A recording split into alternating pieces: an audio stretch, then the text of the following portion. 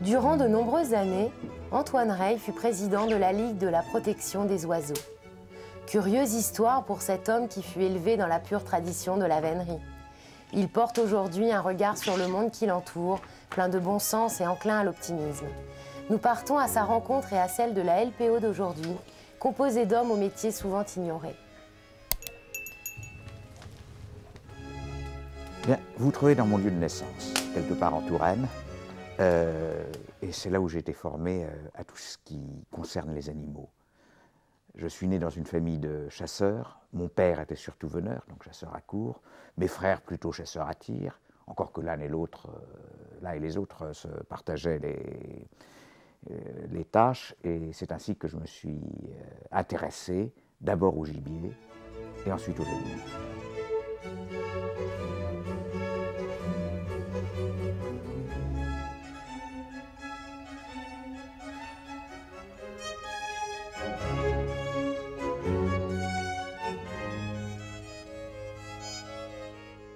L'ambiance au château de la famille Rey était tournée vers la chasse. Le père d'Antoine passait ses journées à peindre. Les tableaux de vénerie du baron Karl Rey sont considérés aujourd'hui par les spécialistes comme des références en la matière. Scènes de chasse à courre, chevaux, chiens et nature, autant de sources d'inspiration pour le petit Antoine.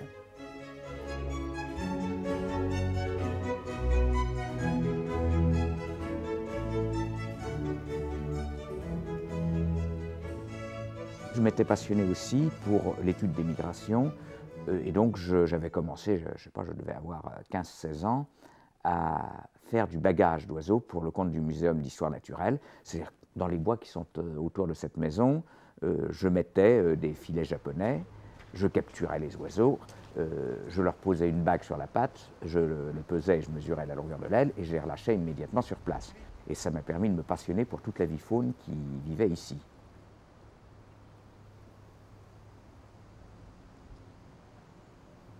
Et puis très vite, Antoine intègre la LPO.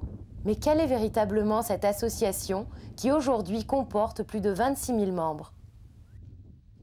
La LPO en fait est une très vieille dame, puisqu'elle est née en 1912 et à l'époque elle a été créée pour protéger une réserve qui est en Bretagne, qui est la réserve des Sept-Îles, où nichaient à l'époque un certain nombre d'oiseaux de mer et sur laquelle, sur l'archipel, se faisaient débarquer des chasseurs, parisiens ou autres, avec quelques caisses de cartouches pour tirer ces oiseaux de mer, sans aucune autre raison que le plaisir du tir, puisqu'ils ne les ramassaient même pas. La population avait donc chuté de façon assez drastique, et un certain nombre d'ornithologues de l'époque ont décidé de créer la Ligue pour la protection des oiseaux pour assumer la protection de cet archipel qu'ils ont réussi tout de suite à faire classer en réserve, et ça a été le départ de cette Ligue qui après s'est bien sûr intéressée à toutes les autres espèces d'oiseaux. Alors, je tiens à préciser que la LPO n'a jamais été une association anti-chasse. Moi-même, comme vous avez pu le constater, je suis venu à la protection des oiseaux par la chasse. Simplement, nous sommes, et je suis personnellement, contre un certain nombre d'abus de la chasse. C'est-à-dire que pour nous, le problème est de savoir si les espèces chassées, si les modes de chasse qui sont exercés sur ces espèces sont compatibles avec une bonne conservation de l'espèce ou non. Je prendrai un exemple où nous sommes tout à fait d'accord avec les chasseurs. Quand on parle de chasse des palombes au filet dans les Landes, c'est une chasse qui est restée tout à fait traditionnelle, qui exige beaucoup de temps pour faire poser les palombes et qui est certainement beaucoup moins meurtrière que la chasse à tir des palombes. Donc pourquoi serions-nous contre ? Par contre, lorsqu'il s'agit de la chasse des tourterelles au mois de mai en Gironde, qui ne s'attaque vraiment qu'à des individus reproducteurs d'une espèce dont les populations en Europe de l'Ouest sont en diminution constante, là nous ne pouvons être que contre. Ah, là, il y a les sangliers qui sont passés. Pas très vieux. Antoine Rey parle d'autant mieux des problèmes que rencontrent aujourd'hui chasseurs et protecteurs de l'environnement, étant lui-même chasseur, baigné durant toute son enfance par les chasses sur le domaine familial. Alors, est-ce qu'on peut chasser une espèce qui se porte bien? Le principe est oui. Le principe est de savoir à partir de quel seuil on peut la rechasser. Si je prends des ouvrages comme ceux-ci, vous voyez ça, ce sont les ouvrages de Berthure. Là aussi, mon enfance a été bercée par ces ouvrages. Eh bien, ils vous racontent des histoires sur les populations d'oiseaux et des oiseaux gibiers. Cet ouvrage s'appelle Gibier marin, par exemple. Il vous raconte des histoires où on s'aperçoit qu'à son époque, c'est-à-dire au début de ce siècle, les populations d'oiseaux étaient probablement beaucoup plus importantes que même celles qui ont récupéré actuellement ont pu revenir aujourd'hui. Donc, il faut la plus grande prudence. Il y a des exemples où, dans d'autres pays, on a réouvert la chasse. Et, par exemple, au Canada, loi blanche, loi des neiges du Canada, qui a subi des expansions de population considérables. Bon, les Canadiens sont des gens sérieux. Ils font des études sérieuses sur les populations à l'état ancien et à l'état actuel. Et je leur fais confiance pour prendre des mesures qui sont tout à fait correctes. Sur la pratique, il faut quand même des études poussées sur les niveaux de population de chaque espèce. Et justement, ici dans l'Aude, Sylvain, chargé d'études à la station LPO de Gruissant sur le littoral méditerranéen, mène une enquête sur l'impact d'une ferme éolienne implantée sur le trajet d'oiseaux migrateurs. En tant que chargé d'études de la LPO, les dossiers chauds d'actualité sont les projets éoliens, extrêmement importants en Languedoc-Roussillon, vu le potentiel de vent que la région possède. Nous sommes actuellement sous la ferme éolienne de Port-la-Nouvelle, dans l'Aude, entre la Méditerranée, les Corbières, les Pyrénées au sud et Montpellier, l'Hérault au nord. Nous sommes au cœur d'un couloir de migration très important, lié à la configuration un petit peu géographique du site et des conditions climatiques. Donc le vent de nord-ouest très fort et très présent repousse les oiseaux sur le littoral qui luttent pour ne pas passer en mer et qui se retrouvent concentrés justement au niveau du littoral sur quelques centaines de mètres.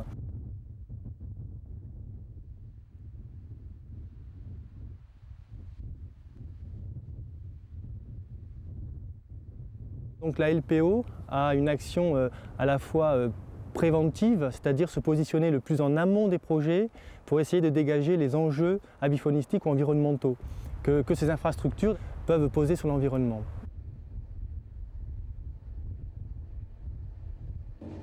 Les impacts peuvent être de deux sortes, soit sur l'avifaune migratrice, soit sur l'avifaune nicheuse. Par exemple, la ferme éolienne de Port-la-Nouvelle a fait le sujet d'un suivi précis, minutieux de l'avifaune migratrice pendant 6 mois, au printemps et à l'automne. Cette étude a permis de dégager des impacts à la fois directs et indirects. Les résultats sont les suivants. Nous n'avons pas constaté ni trouvé de cadavres d'oiseaux au pied des éoliennes après ces suivis, ce qui ne veut pas dire qu'il n'y en a pas eu. Mais cet impact est négligeable par rapport à d'autres infrastructures comme les autoroutes par exemple ou certaines lignes électriques. Deuxièmement, le comportement des oiseaux migrateurs à l'approche de cet obstacle non naturel et en mouvement a pu être quantifié et observé. Les oiseaux réagissent à une distance de au moins 500 mètres de l'obstacle et la réaction principale est une bifurcation.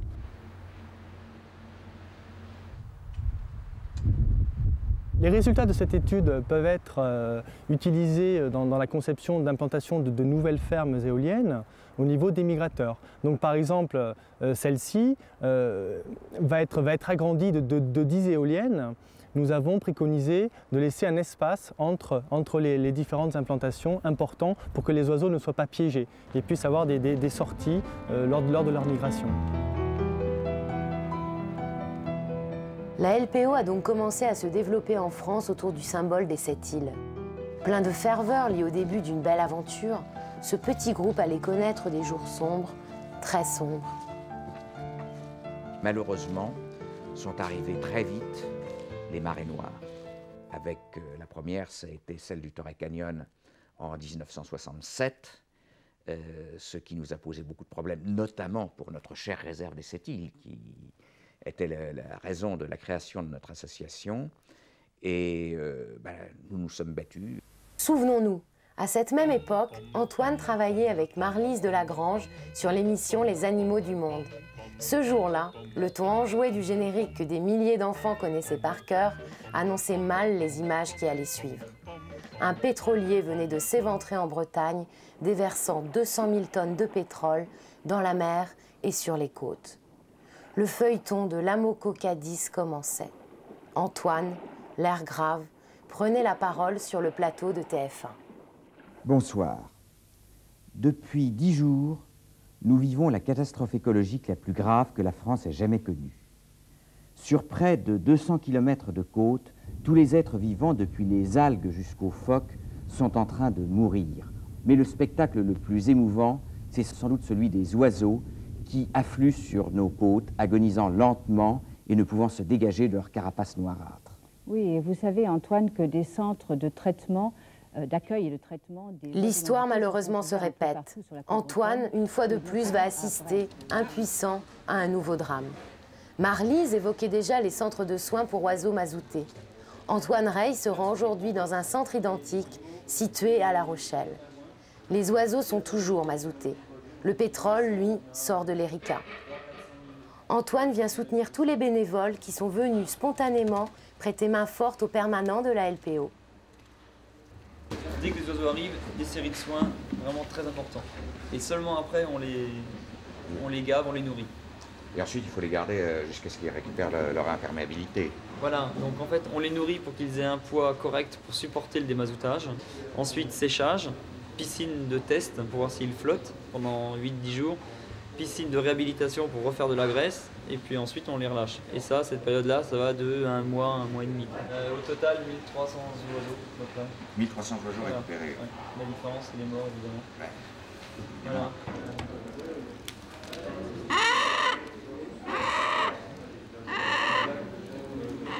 Je fais quelques photos parce que malheureusement, il faut qu'on garde des archives sur tout ce qui se passe pour les marées noires, parce qu'en fait, bon, il y a tout le travail remarquable de sauvetage qui est effectué ici, mais il y a tout le travail qu'il va y avoir à faire par la suite pour essayer d'améliorer la réglementation du transport pétrolier, ce qu'on a essayé de faire après les marées noires précédentes, malheureusement avec le manque de succès qu'on peut constater aujourd'hui. Ce qu'il y a de grave, c'est que comme ils essaient continuellement évidemment de nettoyer le plumage, ils continuent à ingérer du mazout en même temps. Pour le tube digestif, c'est vraiment pas recommandé.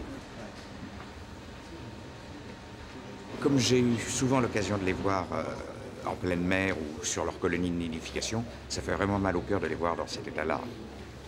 Une colonie de fous de bassin comme celle des Sept-Îles qui comporte 15 000 couples d'oiseaux qui nichent absolument côte à côte, c'est vraiment superbe de les retrouver dans cet état-là, ça fait vraiment mal au cœur.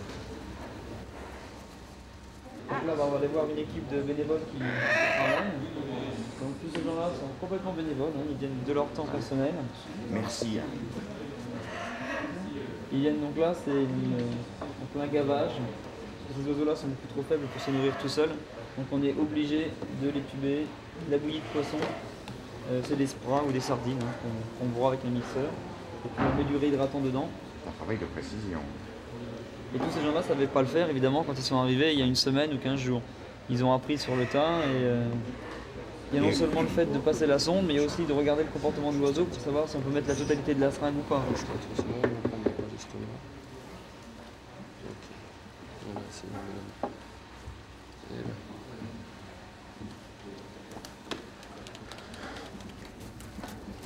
Ah, il a...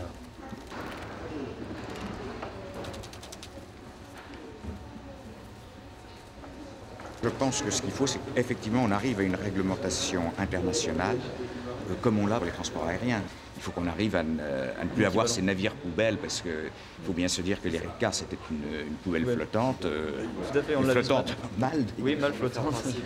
Non, mais oui, il faut trouver des lois où tout le monde s'y retrouve. D'ailleurs, même les pays sous-développés, parce que bien souvent, c'est eux qui accueillent ces bateaux-là parce qu'ils ont besoin de devises, mais qui n'ont pas les moyens de les entretenir.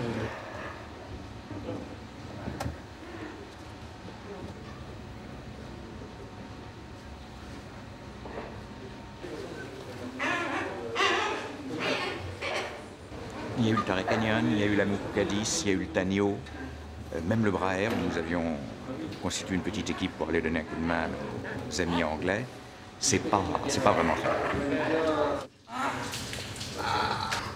Oui, pour les tordaves, enfin bon, certains ont un petit peu d'expérience peut-être parce qu'ils en ont fait. Enfin, il y en a 2 ou 3 qui ont été faits. Faites quand même attention au bec. Alors. Enfin, disons pour, c'est pas dangereux, mais bon. Non, c'est pas dangereux. Mais ça blesse quand même plus. Hein. Ça niaque. Donc, il faut absolument rembourser complètement les plumes pour que le corps lui-même et que les plumes soient complètement débarrassés de toute lotion. L'histoire se répète. Même cause, même méthode de soins. Les techniques, heureusement, ont évolué avec le temps, mais plus d'un de ces oiseaux va mourir. Malgré toutes les bonnes volontés, on estime que plus de 500 000 oiseaux vont disparaître avec cette catastrophe.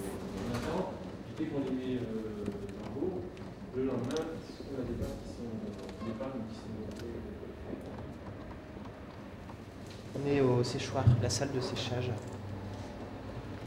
Donc ça, c'est les oiseaux qui vont être nettoyés. Tout dépend du nombre d'oiseaux. Parfois,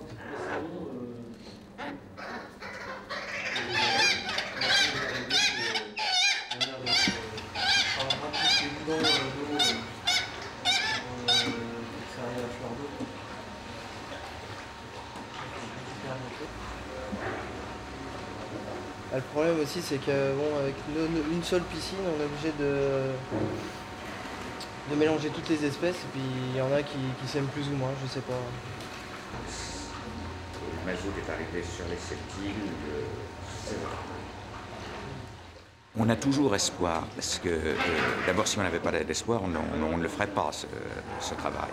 Mais c'est quand même assez déprimant de penser qu'à cause d'un vieux tas de ferraille qu'on appelait un pétrolier, il y a tous ces oiseaux qui arrivent sur nos côtes, presque condamnés pour la plus grande partie, quoi. Nous, on les considère sauvés quand ils ont fait tout le cycle de soins et qu'on les relâche. Le jour, on les redonne à la vie, quoi. Et justement, ces guillemots vont bientôt pouvoir regagner la haute mer. Au centre des 7 îles en Côte d'Armor, à quelques encablures de Plumeur-Baudou, ils ont fini leur période de réadaptation.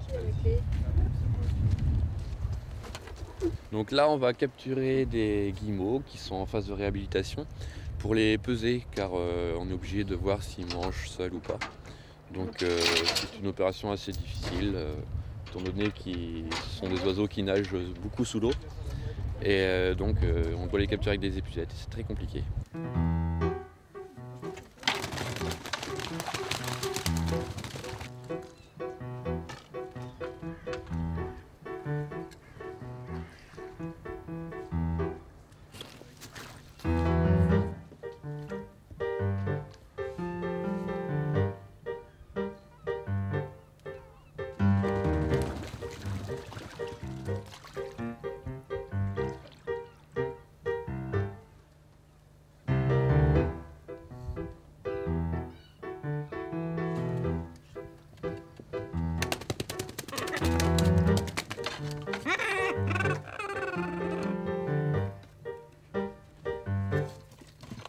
Donc ça, c'est des oiseaux qui ont été trouvés en mer ou bien sur des rivages échoués par des particuliers qui les ont fait acheminer ici par un transporteur. Et donc ces oiseaux-là ont été démazoutés. Et en fait, là, ils sont en phase de réhabilitation dans ce bassin. On va faire ça, c'est super, ouais. Je peux les attraper, ça les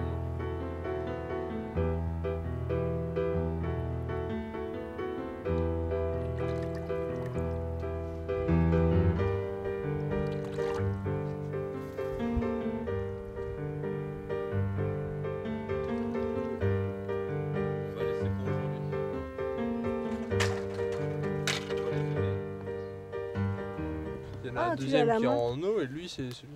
Oui, c'est bien. Tu peux me piquer autant que tu veux. Il va manger lui aussi, non? Aïe. Alors lui c'est vers gauche.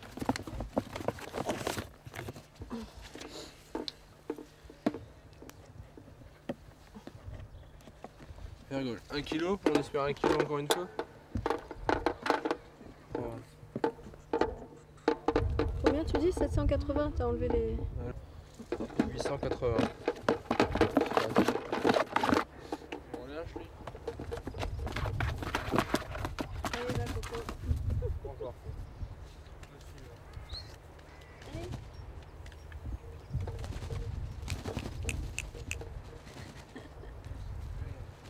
Ces quelques gestes ont l'air dérisoires et pourtant ils sont primordiaux pour s'assurer que chaque oiseau relâché aura une réelle chance de survie. Mais le problème reste entier.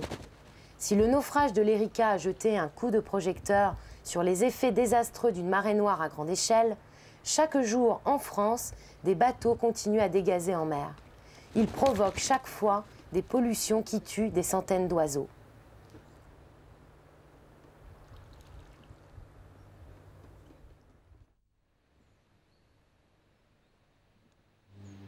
Pour l'instant, je ne vois que des colverts.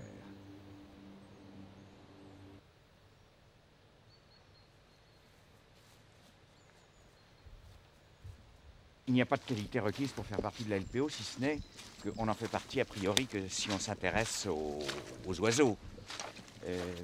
Par contre, pour les gens qui s'en occupent de façon très active, et notamment tous nos permanents, eh bien, ce sont des gens extrêmement dévoués, qui font un travail extraordinaire, qui passent à la fois du temps sur le terrain et du temps dans les bureaux pour s'en occuper. Et je veux dire que nous avons une équipe de permanents qui est tout à fait exceptionnelle.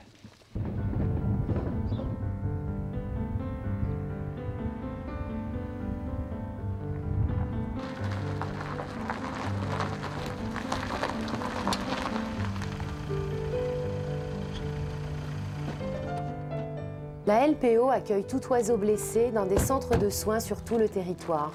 Ces promeneurs ont ramassé une buse, visiblement blessée par une voiture.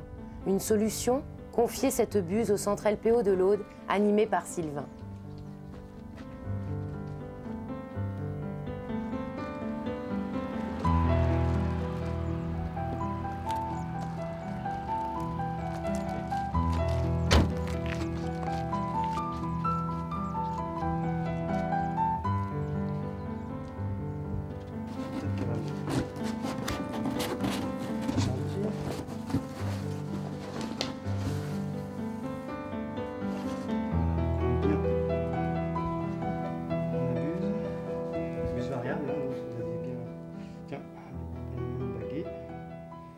C'est une bague du Muséum de Paris. Hein.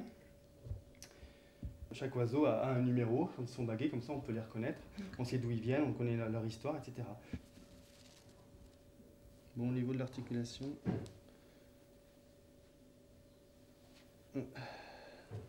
apparemment il y a un petit... Je suis venu à travailler à la LPO par un centre de soins en fait, à Toulouse. Quand j'étais étudiant, je faisais du bénévolat dans ce centre de soins, et qui traitait à 90% d'oiseaux et surtout de rapaces. Et c'est vrai que le fait, pour quelqu'un pour un néophyte qui ne connaît pas, de tenir justement en main, d'avoir en main des oiseaux tels que des buses ou des grands-ducs ou même des aigles ou des vautours ou des faucons, c'est quelque chose de très impressionnant d'avoir un contact comme ça avec l'oiseau. Et d'où est venue vraiment ma passion pour l'oiseau et mon métier actuellement. Bon, ces gens-là sont deux personnes qui viennent de trouver une buse blessée au bord de la route et qui arrivent à la LPO pour confier cet oiseau. Je pense qu'il y a plusieurs milliers d'oiseaux qui sont traités en France par les centres de soins. Ce chiffre est évidemment minimum parce qu'il n'intègre pas tous les oiseaux traités hors centre de soins, et Dieu sait qu'il y en a pas mal. Par des personnes soit individuelles, soit dans des régions où il n'existe pas encore de centre de soins. Voilà. Donc on va remplir une fiche officialisée. Alors, la date de la réception. Aujourd'hui.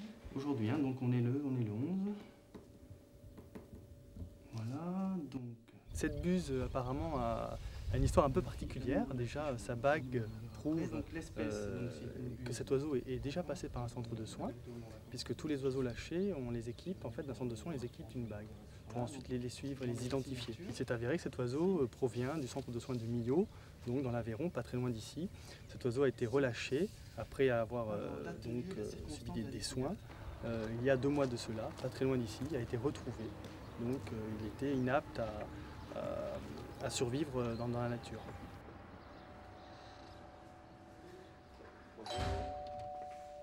Ce qui est important, c'est de le transmettre le plus vite possible à un spécialiste, à un vétérinaire, à qui donc on demande de faire des diagnostics cliniques, cette fois-ci vétérinaires beaucoup plus précis, pour identifier les réelles causes de l'accident, par exemple, ou de cet état constaté de l'oiseau.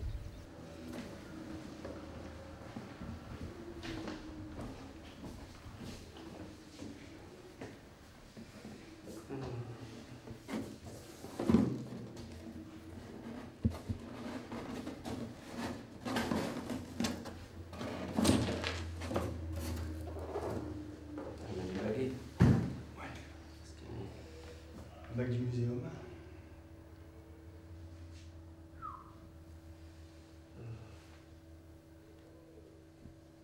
D'après les infos, elle viendrait de... Je vais lui maintenir un peu les ailes. Je crois qu'elle a plein de tiques sur le bord de l'œil. Oui. Tiens bien. Hein. Ouais, c'est bon.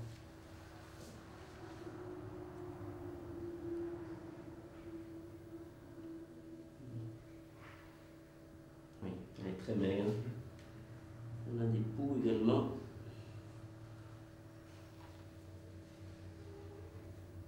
Je vais reprendre un peu pour la posture des ailes.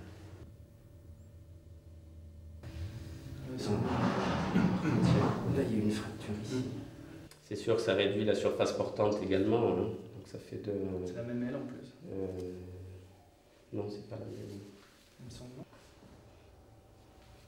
Après, on a vu des oiseaux qui avaient des déformations de ce type-là et qui se débrouillaient très bien, mais je pense que ça lui modifie quand même pas mal le bord d'attaque de l'aile et donc les performances de vol doivent être quand même nettement atténuées. On a dans un sens de la chance parce que c'est rare que l'on puisse avoir un retour sur les oiseaux que l'on soigne, que l'on relâche. Puisqu'il y en a quand même très peu dont on a des informations par la suite. Donc celui-là a été soigné dans un autre centre de soins, donc nous allons avoir tous les renseignements que l'on désire. Alors pour certaines espèces, un individu ou de plus ou de moins, ça n'a pas effectivement grande importance, si ce n'est la satisfaction d'en avoir sauvé un. Pour d'autres espèces, ça peut le devenir. Il est évident que des espèces comme l'aigle de Bonelli qui devient rarissime dans la région. Si un jour on en a un blessé, il faut avoir toutes les techniques pour le soigner et pouvoir le relâcher. Peut-on pour autant protéger les espèces dites nuisibles? Prenons l'exemple des hérons. Nous cherchons toujours à vérifier si telle ou telle espèce peut vraiment poser des dégâts économiques ou si elle est tolérable. Il y a une population de quelques dizaines de milliers de hérons en France. Je ne crois pas qu'il pose beaucoup de dégâts, surtout que le héron ne se nourrit pas que sur les étangs. Ici, ils se nourrissent beaucoup dans les champs, donc mangent des campagnols, etc. Je ne crois pas vraiment que ce soit un gros problème pour les poissons. Rendons-nous dans les marais de la Seudre, dans l'ouest de la France, en Charente-Maritime, où Jean Serriot, chargé d'études de l'association, étudie justement de près les cigognes et les hérons. Il est accompagné de Michel Coppen, lui aussi permanent chargé d'études.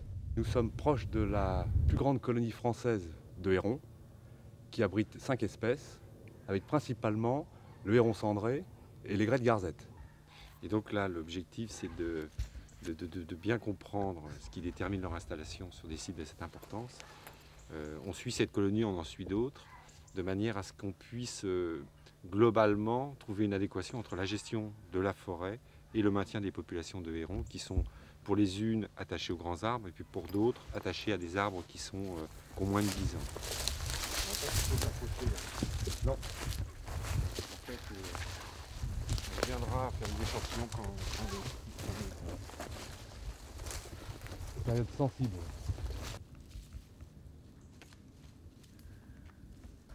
Il faut des arbres supports assez importants. Donc si l'homme intervient dans des coupes de bois, la héronnière disparaît. Alors ici à Artois, depuis quelques années, on constate qu'il y a des différentes coupes de bois et on craint à l'avenir pour cette héronnière.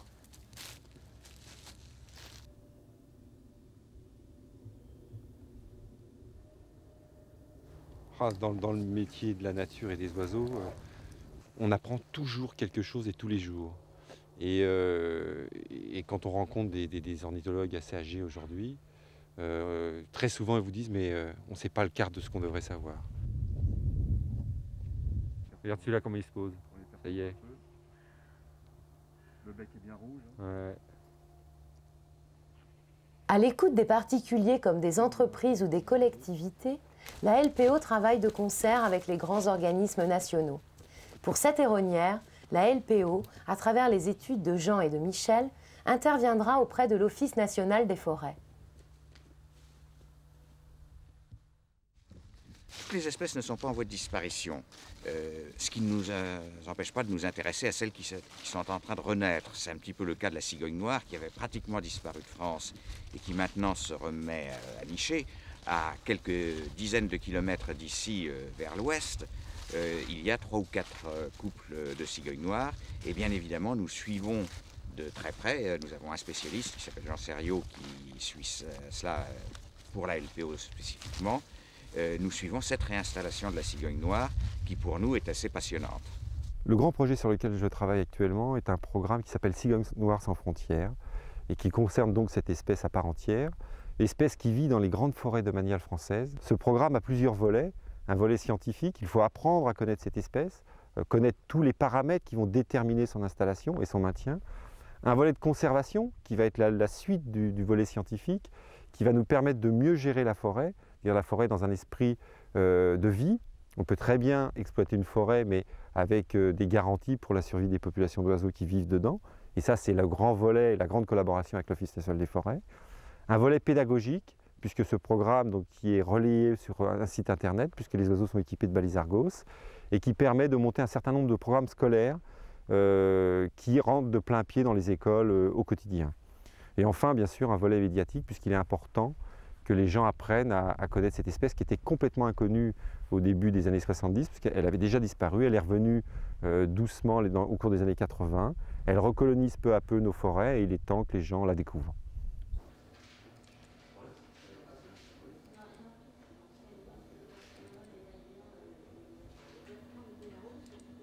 C'est au siège de la LPO, à la Corderie royale de Rochefort-sur-Mer, que Jean poursuit ses études sur les cigognes noires. Il a fait appel pour suivre ses protégés à une technologie de pointe, la balise Argos. Une fois les oiseaux équipés de ces petits émetteurs, un satellite communique régulièrement à Jean la position de la cigogne. Ça, c'est la carte de migration de Guillaume, un oiseau qui avait été équipé d'une balise Argos au Luxembourg, qui a commencé à migrer vers la mi-septembre et qui chaque jour a été repéré sur les sites où il stationnait et qui au bout d'une vingtaine de jours est arrivé au Burkina Faso. Et actuellement, Guillaume est dans le parc national de Pau. Il y a une vingtaine d'années, pour obtenir ce genre d'informations sur les trajets migratoires, les sites étapes, il fallait baguer 15-20 000 oiseaux. C'était un effort considérable. On posait ce genre de bagues, des bagues en acier ou aluminium. Actuellement, on dispose de balises Argos de moins de 90 grammes. Donc c'est tout à fait supportable pour une cigogne. Et il faut savoir aussi qu'on tend vers une miniaturisation, puisqu'aujourd'hui on nous propose des balises Argos de 45 grammes. Et donc c'est une ouverture sur l'étude de la migration, de l'hivernage d'oiseaux qui sont beaucoup plus petits que les cigognes. Avec la technique des balises Argos, on obtient ces résultats en moins de quelques semaines. On obtient une information ou 2 ou 3 informations tous les jours et on sait très précisément où s'arrête l'oiseau et on sait très précisément quand il part. Les études qu'effectue Jean ne serviraient à rien si elles n'étaient pas communiquées. Une campagne d'information a donc été organisée vers les adhérents. Plaquettes, courriers, demandes de dons pour aider à protéger l'espèce vont être envoyées sous peu. Jean apporte à Yann, le responsable du service édition de l'association, le compte-rendu d'une classe de primaire qui a suivi Guillaume et qui pourrait être utilisé pour la campagne. De la France jusqu'en Afrique, c'est un bon travail qui est réalisé. Sur les cigognes noires, là, pour l'instant, nous on est sur le dépliant. Donc tu as Jérôme qui est en train de mettre en place le dépliant pour la campagne de fond, avec donc toutes les photos là qui sont les photos des cigognes noires en hivernage. Et puis là, donc, on a mis 3 éléments vivants qui sont également dans la forêt, à savoir le pic, le chat forestier et un insecte, le lucane, qui est aussi un insecte menacé. On le met en situation et avec un petit dessin, une petite vignette qui vient juste en bordure pour agrémenter la carte. C'est toi qui l'as fait, Jean? Oui, la carte. Et le dessin, là Ouais, le dessin a été fait ici. Et donc cette cigogne-là, Jérôme a repris et l'a redessinée, celle qui est en vol de l'autre côté, et c'est elle qui est reprise. Ce travail d'étude, de compréhension, doit permettre de proposer à tous des solutions de compromis. Par exemple, la LPO a installé dans les marais de Charente plusieurs dizaines de perchoirs à cigognes. Malgré cela, quelques récalcitrantes préfèrent encore les poteaux des lignes à haute tension sans conscience du danger. Alors que faire ? Il faut savoir qu'en Charente-Maritime, les cigognes n'occupent pas uniquement des plateformes, mais peuvent s'installer sur les pylônes. Donc le problème, c'est les risques de collision ou d'électrocution. Alors notre démarche, c'est de contacter l'ingénieur EDF de La Rochelle, de façon à ce que le couple nicheur entame une reproduction et aboutisse. L'EDF sera donc contacté pour éviter une destruction du nid. La Ligue de la protection des oiseaux est membre de l'association BirdLife International. Cet organisme regroupe l'ensemble des associations nationales de protection des oiseaux à travers le monde entier. Bon nombre d'actions de la LPO s'inscrivent donc au-delà de nos frontières et sont particulièrement dirigées vers les populations d'oiseaux migrateurs fortement menacées.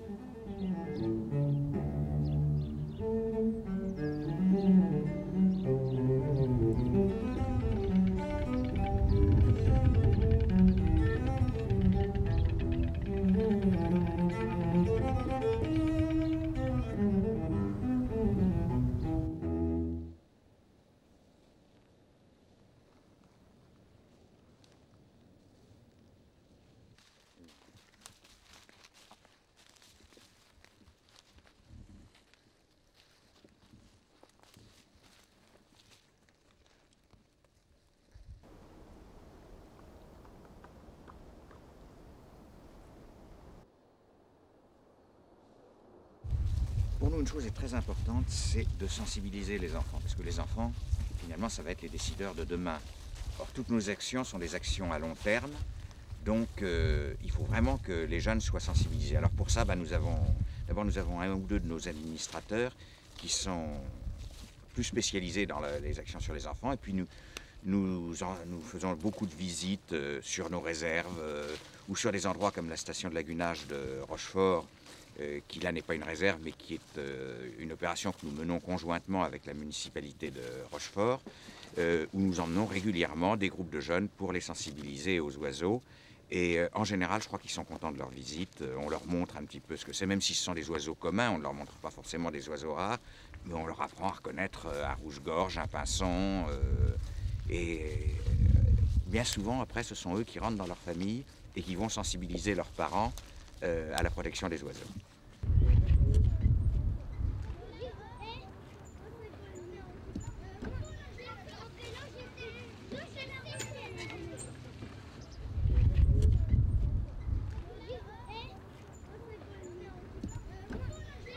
Ces animations et ces sorties éducatives sont organisées pour aller découvrir les oiseaux en compagnie d'animateurs.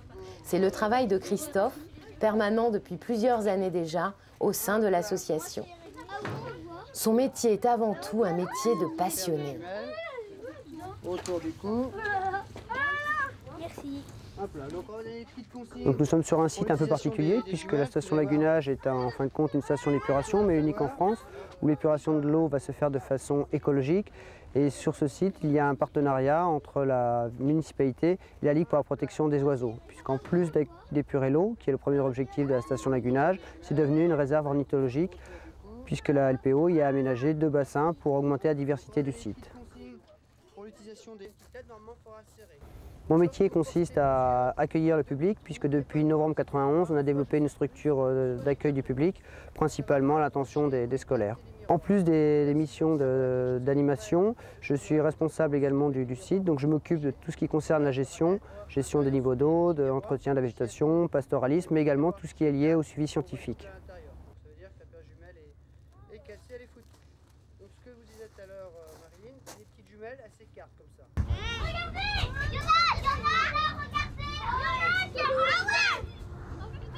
Si on fait autant de bruit, oui, à mon avis, regarde la mouette, qu'est-ce qu'elle a fait? T'as entendu crier les femmes?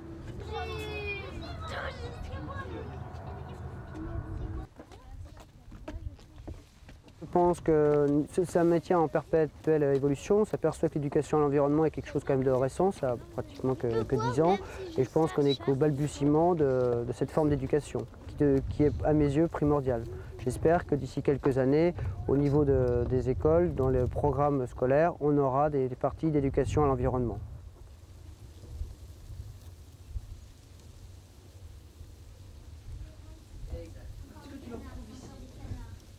Je connais les rouges, la blague, c'est quelle couleur ça? Ouais, beige, la couleur du bec. Exact. Est-ce que tu le retrouves ici? des canards. Si tu regardes bien les couleurs, c'est C'est le même que tout à l'heure. Je vais mettre sur autre chose, c'est quoi? Un pavillon de... Exact. La dorme de belon. Comment ça s'appelle là? Qu'on rencontre chez nous. Effectivement, des petites amocettes. Ça, je vais les repérer. Au niveau des animations qu'on développe, on essaye de ne pas faire quelque chose de didactique, on essaye plutôt d'être à l'écoute de l'enfant, d'essayer de susciter chez lui une certaine curiosité et après essayer de répondre aux questions qu'il nous pose. En fin de compte, c'est un échange permanent entre l'enfant et nous. Alors elle ne peut pas sonder la vase, enfoncer son bec dans un vase pour attraper des petits vers. Ce qu'elle fait, c'est qu'elle donne des coups de sable, à droite, à gauche, à droite, à gauche, pour faire bouger la vase et récupérer les petits vers qui vivent dans l'eau. Moi, je connais les rouges. Oui, je connais les rouges.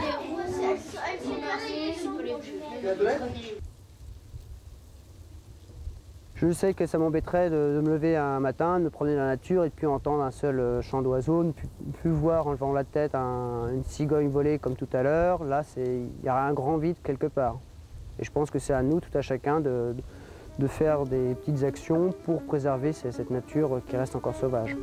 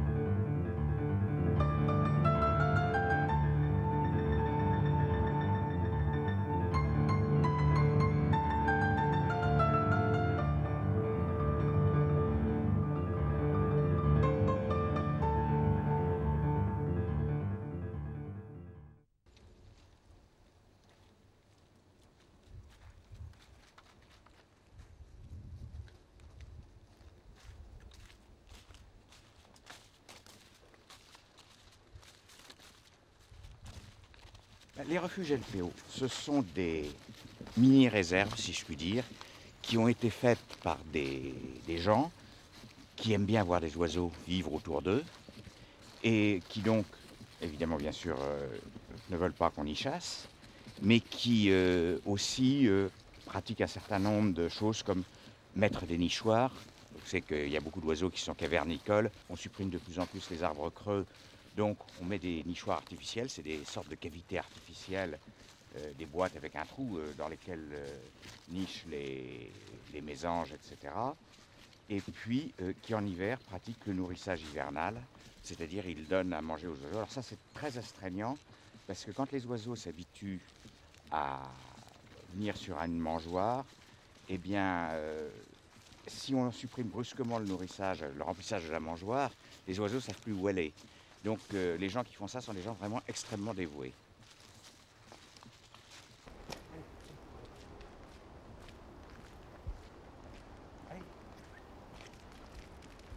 Cela fait maintenant plusieurs décennies que j'essaye de vivre au maximum dans la nature. Je m'y suis toujours trouvé bien depuis ma plus tendre enfance. J'aime bien voir mes petits oiseaux, j'aime bien ramasser mes petits champignons, j'aime bien voir mes petits chevreuils. J'ai pas envie que ça cesse. On comprend peut-être mieux en écoutant Antoine Rey la nécessité d'apprendre ou de réapprendre chaque jour à regarder la nature. Pour les membres de la LPO, ce sera sans doute toujours vers le ciel. Pour l'heure, dans l'Aude, après quelques jours de soins, notre buse va retrouver sa liberté. Petit séjour chez nous. Donc on attendait que le vent se calme pour la relâcher. Je pense que là c'est bon, un petit peu le moment. Elle n'est pas maigre, elle mange bien. Normalement elle vole, donc on va voir ça.